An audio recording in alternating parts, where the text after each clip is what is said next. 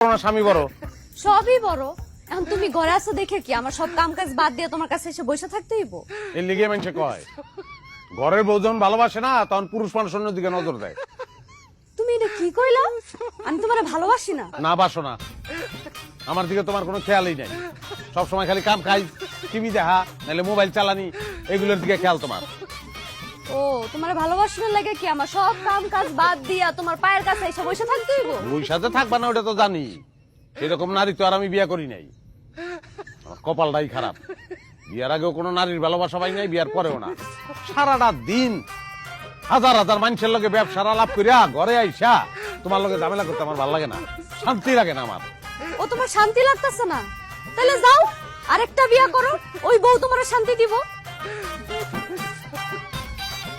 করুমি, আর একটা বিয়াই করুম। টাকা পয়সা তো কম নাই, লাগলে টাকা পয়সা দিয়া শান্তি কিনুম আমি।